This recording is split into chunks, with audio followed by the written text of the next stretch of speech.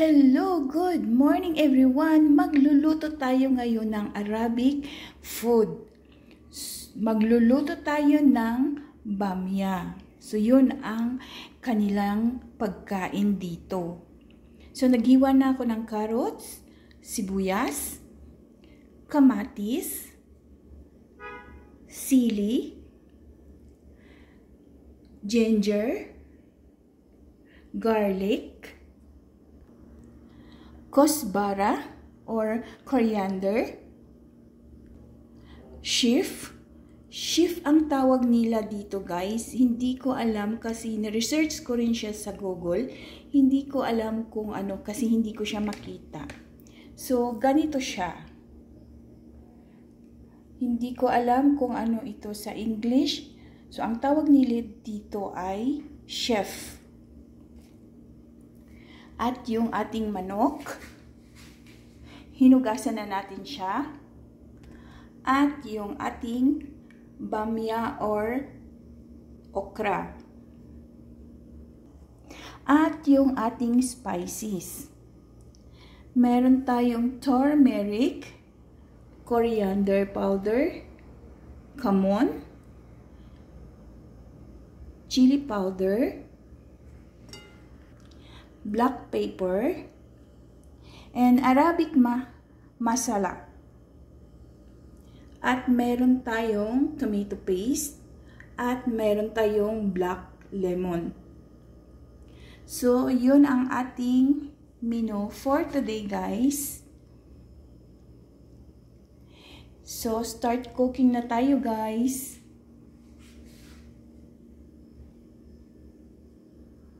Tunaw na tayo ng butter kasi wala na tayong mantika. Nasa Pizza di Peligro na kasi tayo guys. So yung ating natira ay butter at saka olive oil. Ilalagay na natin yung sibuyas. Hintayin natin siya na mag-brown ng konti. Hintayin natin yung luya at saka bawang. So, ilalagay na natin yung kamatis.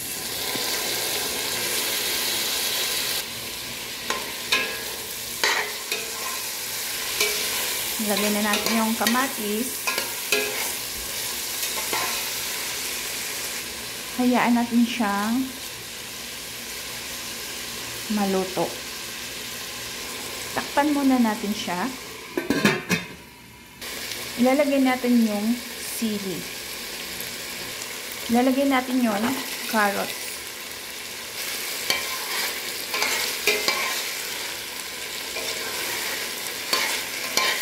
Lalagay natin yung chef. Yun ang tawag nila dito, chef. Hindi ko alam sa English.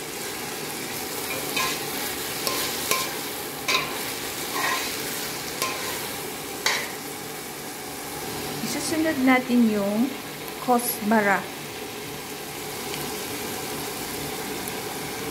Ayun na guys, nilagay natin yung kosbara.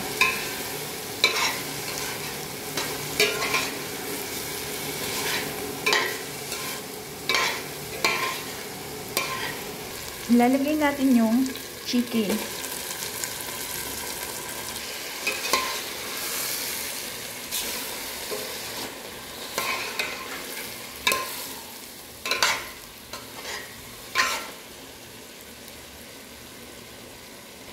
So, tatakpan muna natin siya. So, ilalagay natin yung mga spices.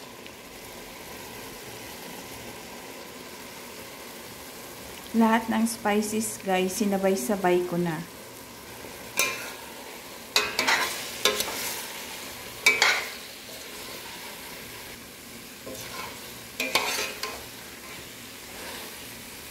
Tatakpan natin siya ulit. Lalagyan natin siya ng tomato paste.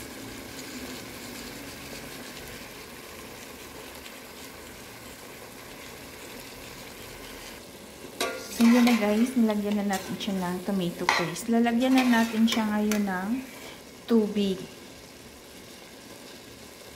Lalagay natin yung black lemon. Lalagyan natin siya ng tubig. At hayaan natin siyang lumambot. Maluto yung manok. Tatakpan natin siya ulit. So, ito na guys yung ating pinalambot na manok. Siguro mga 10 minutes pa, ilalagay na natin yung bamya or okra. So, ilalagay na natin yung okra. Frozen siya guys. Kasi pumunta ako ng tindahan, yung mga okra doon ay magulang. So, hintayin na lang natin siya maluto. So, ayan na guys, yung ating bamya.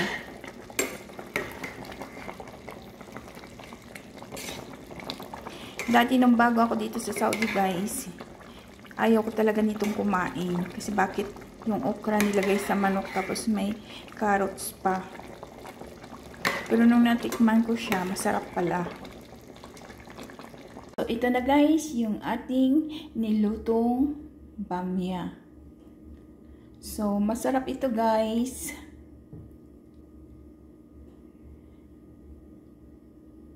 Pwede din siyang ipares sa rice at pwede rin siyang ipares sa tinapay.